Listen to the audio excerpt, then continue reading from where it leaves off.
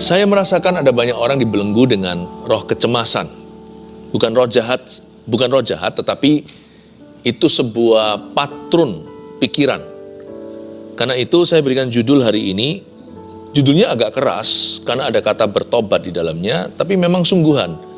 Overthinking itu dosa. Itu bukan sifat. Bertobat dari overthinking. Matius 6 ayat 25-34. Ini adalah ayat-ayat yang banyak orang Kristen sudah tahu, anak-anak Tuhan tidak asing lagi. Jangan kamu khawatir itu. Coba saya bacakan dulu ayat 25 sampai ayat 34, oke? Karena itu aku berkata kepadamu, janganlah khawatir akan hidupmu, akan apa yang hendak kamu makan atau minum, dan janganlah khawatir pula akan tubuhmu, akan apa yang hendak kamu pakai. Bukankah hidup itu lebih penting daripada makanan, dan tubuh itu lebih penting daripada pakaian? Pandanglah burung-burung di langit yang tidak menabur dan tidak menuai, dan tidak mengumpulkan bekal dalam lumbung, namun diberi makan oleh Bapamu yang di sorga. Bukankah kamu jauh melebihi burung-burung itu? Siapakah di antara kamu yang karena kekhawatirannya dapat menambahkan sehasta saja pada jalan hidupnya? Dan mengapa kamu khawatir akan pakaian? Perhatikanlah bunga bakung di ladang yang tumbuh tanpa bekerja, tanpa memintal. Namun aku berkata kepadamu, Salomo dalam segala kemegahannya pun tidak berpakaian seindah salah satu dari bunga itu. Jadi jika demikian Allah mendandani rumput di ladang, dan yang hari ini ada besok dibuang ke dalam api, tidakkah Ia akan terlebih lagi mendandani kamu, hai orang-orang yang kurang percaya? Sebab itu janganlah kamu khawatir dan berkata, apakah yang akan kami makan? Apakah yang akan kami minum? Apakah yang akan kami pakai? Semua itu dicari bangsa-bangsa yang tidak mengenal Allah. Akan tetapi Bapamu yang di sorga tahu bahwa kamu memerlukan semuanya itu. Tapi carilah dahulu kerajaan Allah dan kebenarannya, maka semuanya itu akan ditambahkan kepadamu. Sebab itu janganlah kamu khawatir akan hari besok, karena hari besok mempunyai kesusahannya sendiri. Kesusahan sehari cukuplah untuk sehari. Saya tantang Anda untuk berani berkata, cukup sudah, enough is enough. Cukup, aku cemas begini terus. Nanti kalau problema datang, kita cemas. Problema kita pergi, kita curiga. Kapan lagi problem baru datang? Dasar orang yang tidak pernah happy kita ini. Karena kita punya patron berpikiran, itu salah. Kita harus berani berkata, kecemasan sampai tahun ini saja. Enough, cukup. Sekarang saya sudah bebas. Saya bebas oleh darah-darahnya anak domba Allah. Saya bebas dari jalur pikiran ini. Bahkan, tahukah Anda bahwa overthinking itu termasuk dosa? Kok bisa? Coba baca ayat 25. Karena itu aku berkata kepadamu, janganlah khawatir akan hidupmu. Ini kata-kata Yesus ya. Yesus itu firman. Apa yang Yesus katakan itu standar Allah. Dan Yesus berkata di sini, pakai kata jangan, berarti itu perintah. Itu bukan himbauan, itu bukan saran. Karena itu aku Yesus berkata kepadamu, pada murid-murid Yesus dan para pendengarnya, janganlah khawatir akan hidupmu. Jangan kamu khawatir burung di udara dia pelihara seperti lagu itu. Janganlah khawatir akan hidupmu. Lalu jangan khawatir apa lagi? Jangan khawatir apa yang hendak kau makan, atau apa yang hendak kau minum. Jangan khawatir juga akan tubuhmu, apa yang hendak kamu pakai. Bukankah hidup itu lebih penting daripada makanan, dan tubuh itu lebih penting daripada pakaian? Kekhawatiran itu nggak boleh diremehkan. Overthinking, kecemasan. Karena orang yang cemas berlebihan, yang overthinking melulu, prioritas hidupnya pasti nggak betul. Karena itu Yesus di sini tegur. Hidup itu kan lebih penting daripada makanan. Saya garis bawahi di Alkitab saya kata lebih penting. Berkali-kali lebih penting itu. Tubuh itu lebih penting daripada pakaian. Gak bisa kita itu menyembah Tuhan dalam kebenaran sambil menyimpan overthinking dan kecemasan. Karena kita gak bisa melayani dua Tuhan. Kalau kita melayani Yesus, maka garis besarnya adalah iman.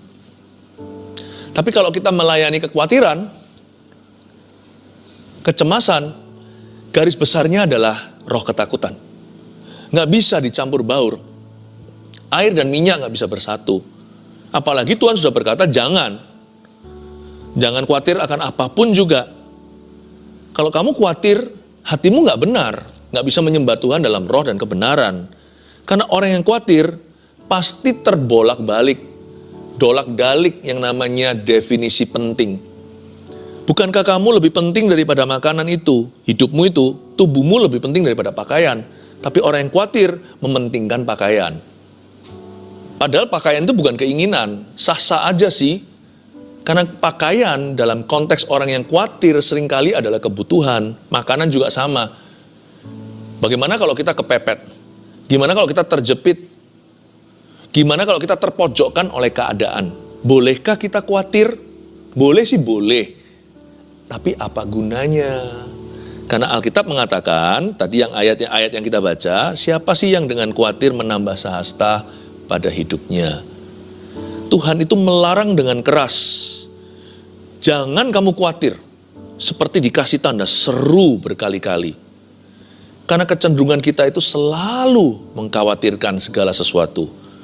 Tuhan bilang, kalau kamu mau menyembah aku dengan benar, dalam roh dan kebenaran pula, kamu tidak boleh overthinking. Pandanglah burung-burung di langit, ayat 26. Yang tidak menaburkan dan tidak menuai. Yang tidak mengumpulkan bekal dalam lumbung namun diberi makan oleh Bapamu di sorga. Bukankah kamu jauh melebihi burung-burung itu? Siapakah di antara kamu yang karena kekhawatirannya dapat menambahkan sehasta saja pada jalan hidupnya, ayat 27. Perintah jangan kamu khawatir itu sangat fungsional. Gimana Tuhan bisa bicara kepada kita? Kalau hati kita panik sendiri, kalau pikiran kita kacau balau. Yang seringkali kita katakan bahwa kita tidak bisa mendengar suara Tuhan itu nggak tentu betul loh. Kemungkinan besar Tuhan sudah berbicara, tapi Anda dan saya yang tidak mendengarkan karena kalut pikiran. Makanya Tuhan tuh berkata begini dalam ayat Alkitab. Tuhan berkata, tenanglah, ini aku, jangan takut. Waktu murid-muridnya panik sendiri, itu di atas lautan Danau Galilea. Yesus berjalan di atas air menghampiri mereka untuk tolong mereka. Tapi mereka berkata, ini hantu. Tuhan berkata, tenang. Kalau kamu nggak tenang, Tuhan akan kira-kira kamu hantu nanti. Jangan-jangan hantu dikira Tuhan. Ketakutanmu dikira nanti inilah realita yang akan terjadi. Nanti tidak akan bisa berpikiran lurus. Dan selalu tidak akan bertemu dengan rencana Yesus. Tuhan berkata dengan jelas di sini, kamu nggak bisa khawatir dan menambah sahasta. Kamu harus putuskan hari ini mau overthinking atau belajar beriman. Mau manjakan perasaan kecemasan atau mau lawan. Dari sini kita tahu dari perintah Yesus jangan khawatir. Berarti siapa melanggar ini, berarti melanggar perintah Tuhan. Sekalipun ini bukan 10 perintah Allah, karena 10 perintah Allah tidak ada salah satunya berbunyi, jangan kamu khawatir. Tapi ini perintah Yesus, sama saja. Jadi siapa yang melanggar ini, melanggar firman. Siapa yang khawatir berarti berdosa. Aduh Pastor Philip, kok berat ya vonisnya. Iya, kita harus tahu dulu supaya kita bisa lawan dia. Kalau kita nggak tahu sesuatu itu penyakit di tubuh kita kan nggak dikasih obat, bahkan nggak ke dokter pula. Waktu kita menyadari bahwa badan kita mengirimkan sebuah sinyal, ada yang nggak beres dengan jantungku, atau ada yang nggak beres dengan pandangan mataku, kok kabur. Ada yang tidak beres dengan pendengaran telinga saya. Kenapa kok bunyi nging begini? Dan ini constantly atau secara konsisten. Kalau kita tidak bisa menyadari bahwa ini adalah sakit penyakit atau sesuatu yang perlu ditanggapi secara serius, kita bisa lengah dan membiarkan itu terjadi lalu nanti terlambat diobati. Orang menganggap overthinking itu normal. It's not, my friend. It is not normal. Tidak normal. Jangan dijadikan standar normalmu. Jangan dijadikan new normalmu. Sebab itu bukan dari ciptaan Allah. Overthinking itu keluar dari jalan hidup yang salah. Minimal jalan pikirannya. Cara dia berpikir itu nggak betul. Disitulah akhirnya roh jahat menjajah. Bukan kesurupan memang, tapi seperti ditindih. Orang ditindih waktu tidur ya kan? Ada yang ngalami begitu. Ini ditindih waktu bangun. Hatinya itu ditekan. Seperti ada kuasa kegelapan yang menekanmu 24 jam sehari, 7 hari seminggu. Ini nggak betul. Dan Tuhan sangat-sangat tegas soal kekhawatiran. Dia nggak pakai kalimat begini. Kalau bisa kamu jangan khawatir, atau usahakan agar kamu tidak khawatir. Tidak. Tuhan berkata dengan jelas hitam di atas putih, jangan khawatir, janganlah kamu khawatir akan hidupmu. Kenapa? Karena Tuhan tahu di ayat yang kita baca tadi tentang menambah sehasta, barang siapa khawatir, itu bukan hanya merugikan orang lain, dia juga merugikan dirinya. Orang yang khawatiran itu nanti tidak berguna kok bagi masyarakat, karena dia jadi beban. Dia jadi beban tambahan orang lain, dia nggak bisa angkat beban siapa-siapa. Orang yang khawatir juga melukai dirinya. Berbagai macam stres dan depresi pun bisa terjadi. Macam-macam penyakit bisa pula timbul karena alasan psikis. Belum lagi hal-hal bukan hanya penyakit jasmani, belum lagi sifat orang itu berubah. Coba lihat orang yang khawatir selalu gelisah, selalu bad mood. Ya kan? Dia punya perasaan hati itu selalu kacau. Lihat nanti, tutur katanya pun banyak salah. Banyak melukai sini sana. Gampang emosi, mudah disulut amarah. Gak sabaran sama orang. Makanya Tuhan tegasi, kamu jangan sekali-kali kamu khawatir. Sebab bukan hanya kamu tidak menambah sehasta, bisa-bisa kamu mengurangi 10 hasta dari hidupmu dan hidup orang lain. Belum lagi orang yang khawatir itu juling mata rohaninya terhadap Tuhan. Apa yang Tuhan utamakan di hidupnya, dia anggap remeh dan gampang. Karena dia khawatirkan perkara-perkara yang tidak utama, bukan perkara-perkara yang paling penting di mata Allah.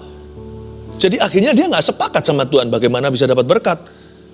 Jangan minta diberkati Tuhan kalau kita nggak sepakat. Tuhan jangan dipaksa turun di level kita. Kita yang harus menjadi serupa dengan gambarannya. Orang yang khawatir itu tidak akan bisa melihat Tuhan dengan cara yang benar.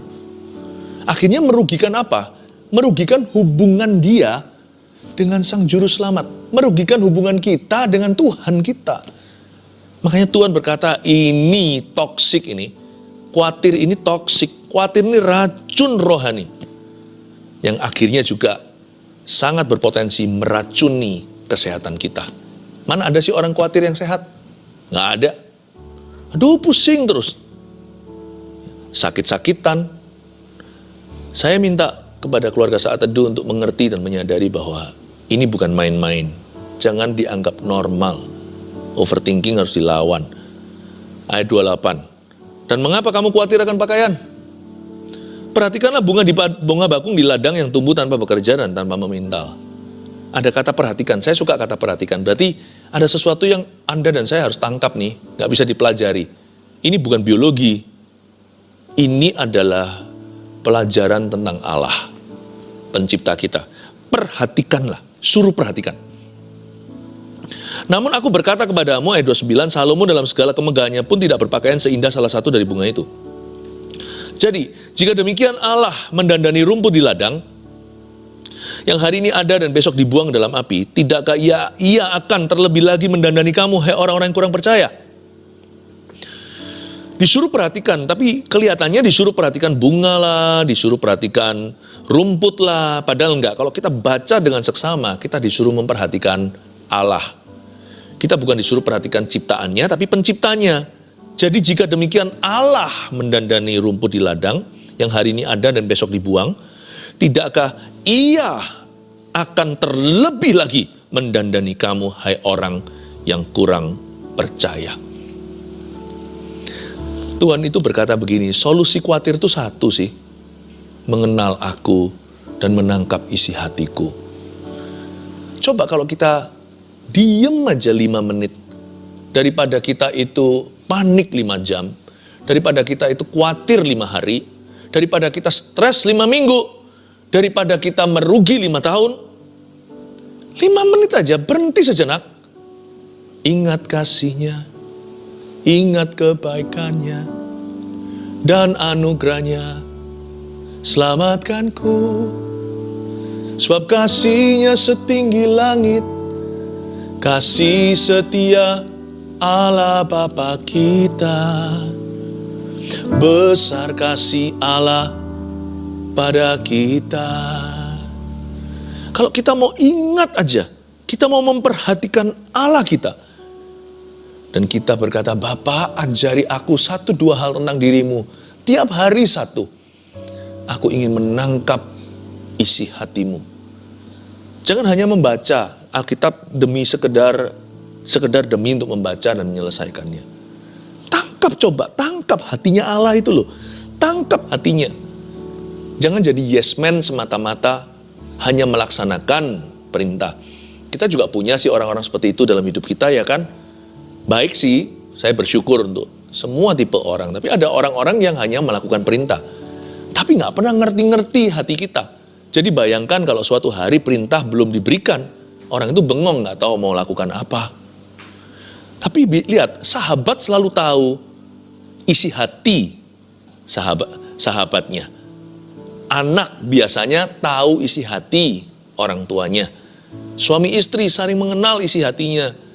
Jadi bahkan tidak perlu main perintah, kita udah ngerti kok papa kita maunya apa.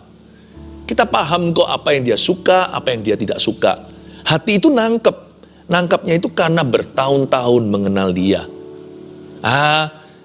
Waktu kita bicara sama seseorang, kita bisa bilang, ini kalau papaku tahu pasti dia gak suka nih.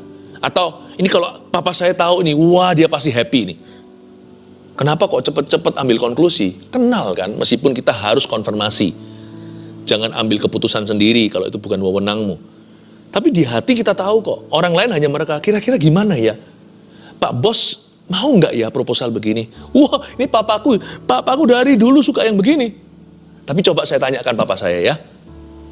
Atau sebaliknya, udah yang kayak beginian, papa saya paling benci. Papa saya itu orangnya begini, titik, lanjutkan sendiri. Nanti ya saya bawa ke papa untuk konfirmasi, kamu tanya dia sendiri aja.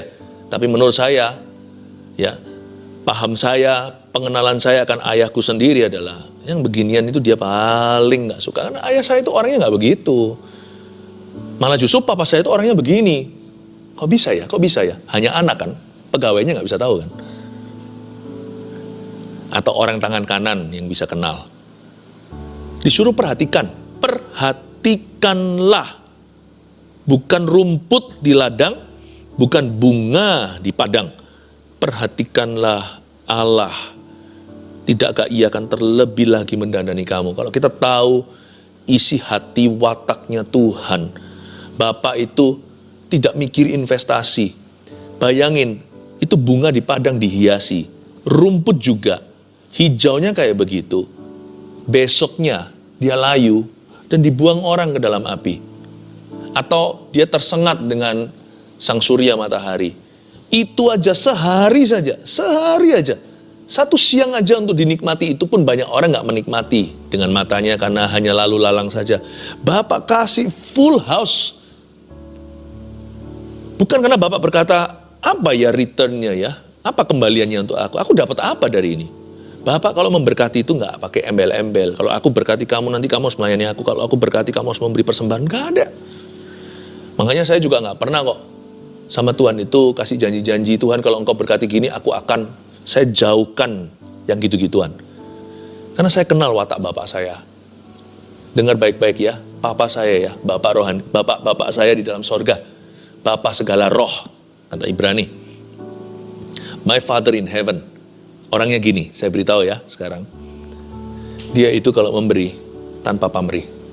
Kasih ibu itu terinspirasi atau diambil dari kasih Bapa di sorga. Tak mau kembali, hanya memberi. Bapak itu kalau ngasih, meskipun cuma 1 hari, besok hangus, dia tetap memberikan yang terbaik. Karena memang itu sifatnya. Dia maha murah, bukan murahan, maha murah hati. Dia maha memberi. Nah kalau begitu kita punya Bapak, Kenapa kita ketakutan? Kenapa kita overthinking seolah-olah Tuhan itu akan menjegurkan, seolah-olah Tuhan akan menceburkan, seolah-olah Tuhan itu akan melukai, seolah-olah Tuhan itu akan merugikan, seolah-olah Tuhan itu hendak mengambil sesuatu, seolah-olah Tuhan itu jual mahal, seolah-olah Tuhan itu lebih senang bilang tidak sama kita, supaya mendidik kita daripada berkata iya dan memanjakan kita. Tuhan tidak pernah memanjakan, I know. Tapi jangan pakai alasan mendidik.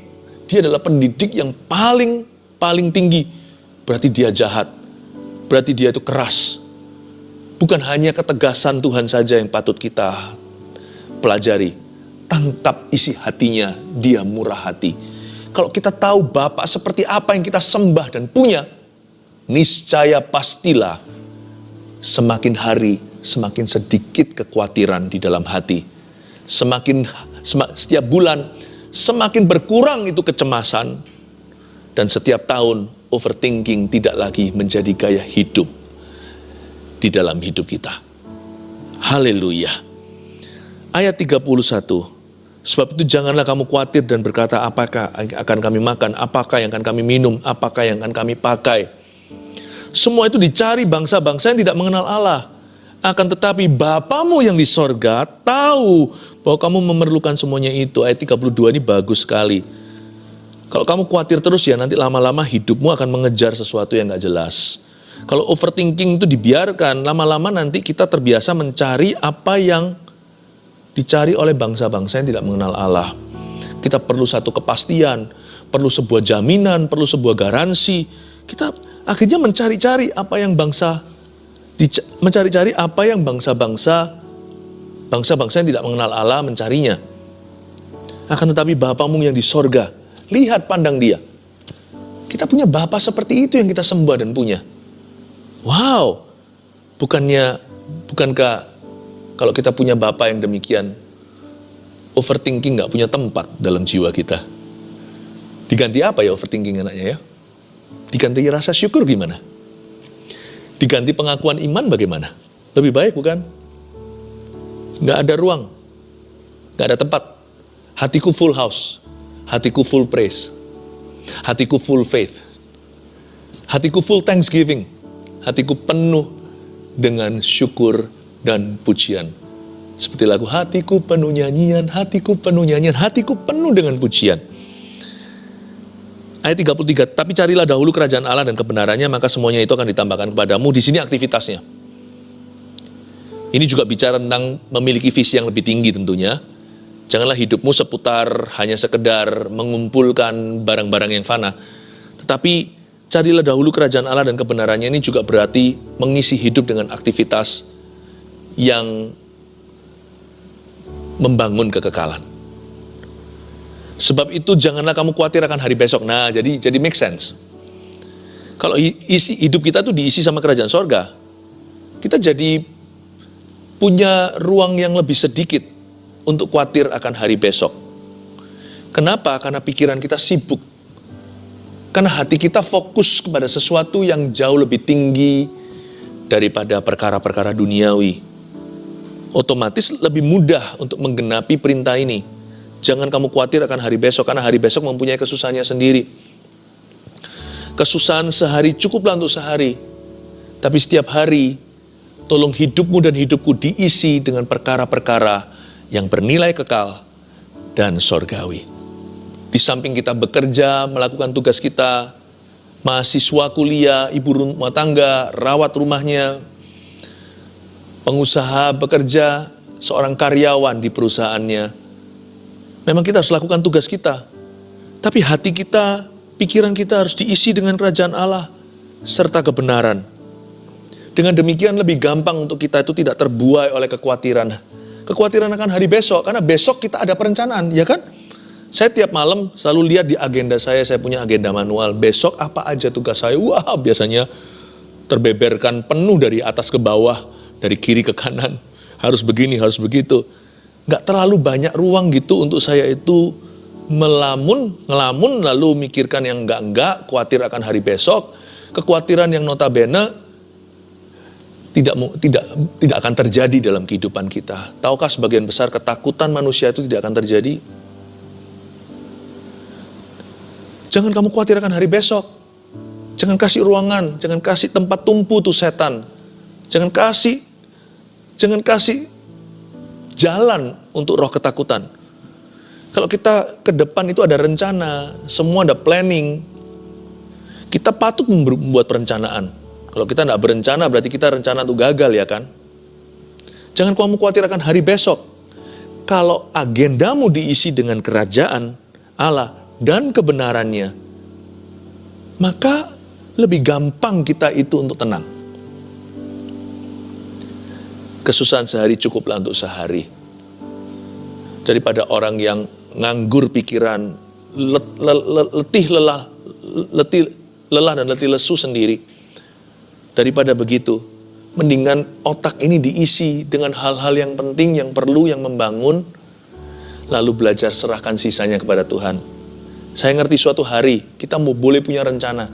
Suatu hari kita semua akan punya hari terakhir kita hidup di dunia. Kalau Tuhan belum datang loh ya. Meskipun kalau suatu hari itu adalah hari terakhirku, percayalah, saya tetap akan buat rencana untuk tahun depan. Karena kita tidak tahu hari kapan kita akan dipanggilnya. Tapi kita tahu hari ini adalah tugas kita untuk mengisinya. Dan kita harus mengisi hari ini dengan perencanaan yang baik untuk hari esok. Kalau kita bisa menangkap ini, kita akan menang atas overthinking. Saya kasih rangkuman summary. Demikianlah kesimpulan dari apa yang diajarkan oleh firman ini. Bertobat dari overthinking nomor 1. Sadari bahwa jangan khawatir itu adalah sebuah perintah. Nah, kita sekarang baru menyadarinya. Iya ya, itu perintah. Waduh, selama ini aku kira itu pergumulan. Berarti gimana Pastor Philip? Saya harus apa? Harus tegas.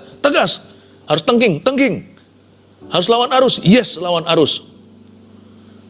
Berbahasa roh, berbahasa lidah. Kalau sudah dikaruniai oleh Tuhan, karunia Pentakosta. Pakai itu untuk membangun manusia rohmu.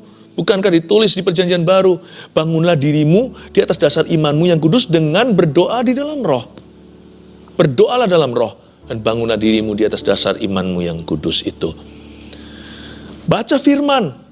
Jangan bengong pikiran, lalu terus pikirannya itu ke ujung-ujung dunia yang gak jelas, atau kepada sesuatu yang bukan berada di dalam kendalimu. Daripada gitu, mendarat di ayat. Yes, ya itu dia, mendarat di ayat. Itu jauh lebih berguna daripada terbang di awan-awan.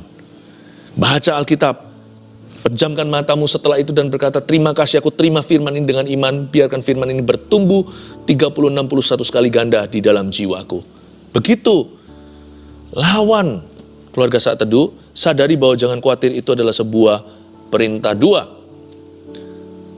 Perkuat hubungan dengan Bapa, lalu tangkap isi hatinya.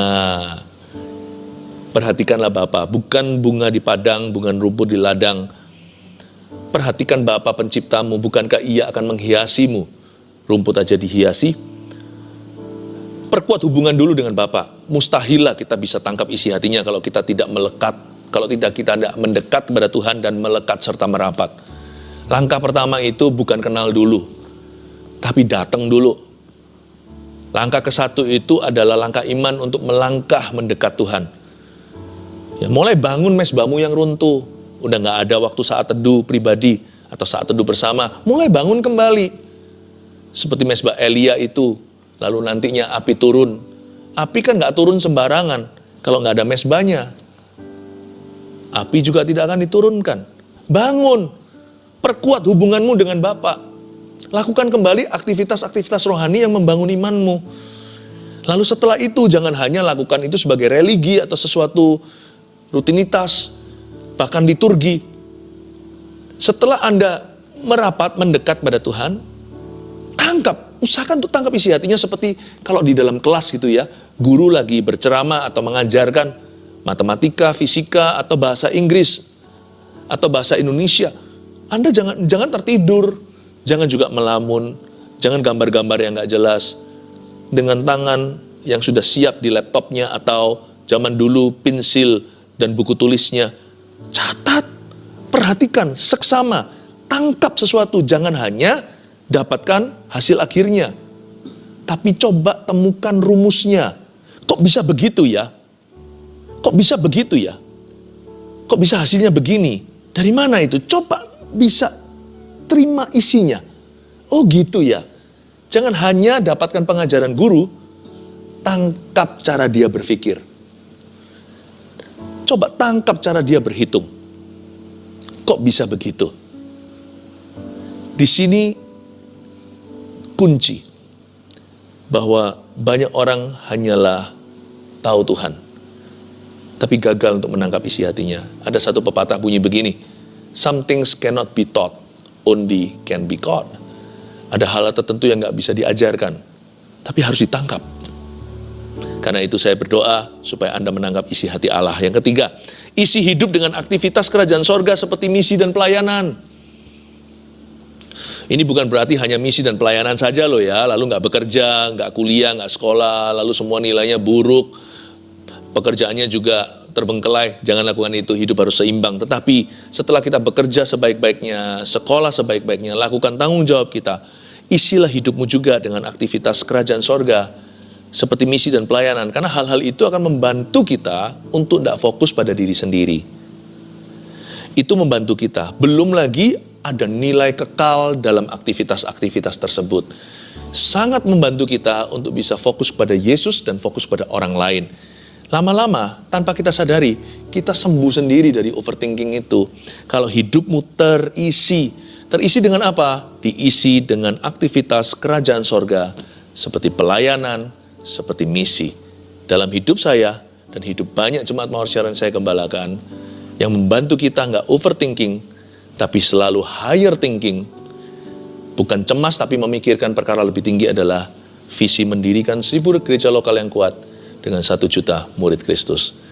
Kita hidup untuk itu. Dan karena itu, kita tidak pernah fokus kepada perkara-perkara yang sementara. I pray, saya berdoa, Anda menang dari overthinking. Haleluya.